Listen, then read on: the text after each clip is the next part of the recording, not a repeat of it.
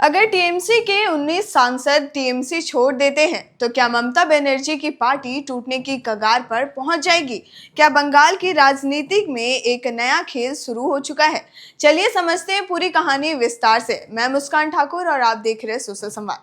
दरअसल लोकसभा चुनाव और विधानसभा चुनाव के बाद टीएमसी के अंदर लगातार बगावत की खबरें सामने आ रही है। पहले कुछ विधायक नाराज दिखे, फिर सांसदों के अलग होने की चर्चा शुरू हुई और सबसे ज्यादा चर्चा हो रही है टीएमसी के स्टार सांसद और युवा चेहरा सायोनी घोष का। खबरों के मुताबिक टीएमसी के 19 सांसदों की एक कथित बागी लिस्ट सामने आई है, जिसमें सायोनी घोष, यूसुफ पठान, शताब्दी रॉय और कई बड़े नेताओं के नाम शामिल बताए जा रहे हैं। दावा किया जा रहा है कि इन सांसदों ने लोकसभा स्पीकर को अलग गुट की मान्यता देने के लिए सूची भेजी है। हालांकि अभी तक इस पर कोई आधिकारिक पुष्टि नहीं हुई है। अगर टीएमसी की बागी सांसद अलग गुट बना लेते हैं तो इसका असर सिर्फ पार्टी पर नहीं बल्कि पूरी बंगाल की राजनीति पर पड़ सकता है।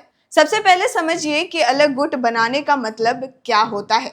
जब किसी पार्टी के सांसद बड़ी संख्या में एक साथ अलग होते हैं तो वे लोकसभा स्पीकर से अपने नए समूह को मान्यता देने की मांग कर सकते हैं। दल बदल कानून से बचने के लिए पार्टी के कम से कम 2/3 सांसदों का समर्थन जरूरी होता है।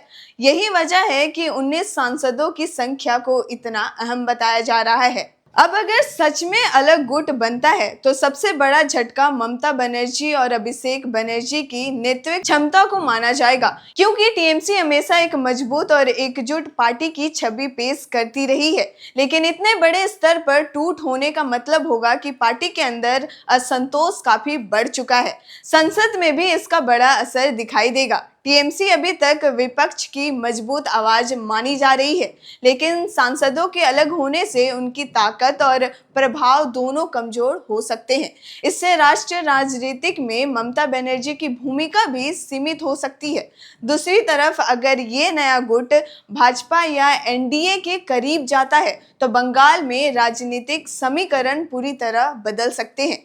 भाजपा लंबे समय से बंगाल में अपनी पकड़ मजबूत करने की कोशिश कर रही है। ऐसे में टीएमसी के बड़े चेहरे अगर अलग होकर एनडीए के साथ आते हैं तो भाजपा को बड़ा फायदा मिल सकता है। सबसे ज्यादा असर जमीनी संगठन पर पड़ेगा। सायोनी घोष, यूसुफ पठान, शताब्दी रॉय और माला रॉय जैसे चेहरे सिर्फ सांसद नहीं बल्कि जनता के बीच पहचान रखने वाले नेता है। इनके अलग होने से टीएमसी के कार्यकर्ताओं का मनोबल टूट सकता है और कई स्थानीय नेता भी बागी गुट की तरफ जा सकते हैं। इसके अलावा अगर गुट बनाने के बाद बंगाल में एक नई क्षेत्रीय पार्टी या नया राजनीतिक मोर्चा भी बन सकता है। अगर ये नेता खुद को असल टीएमसी बताने की कोशिश करते हैं तो ममता बनर्जी के सामने सबसे बड़ी चुनौती अपनी पार्टी और वोट बैंक को बचाने की होगी। हालांकि अभी तक इन सभी दावों की आधिकारिक पुष्टि नहीं हुई है, लेकिन अगर अलग गुट सच में बनता है तो ये टीएमसी की इतिहास की सबसे बड़ी राजनीतिक टूट मानी जाएगी। ये खबर आपको कैसी लगी हमें कमेंट करके बताएं और ऐसे ही जुड़ी अपडेट्स के लिए देखते रहे सोशल संवाद।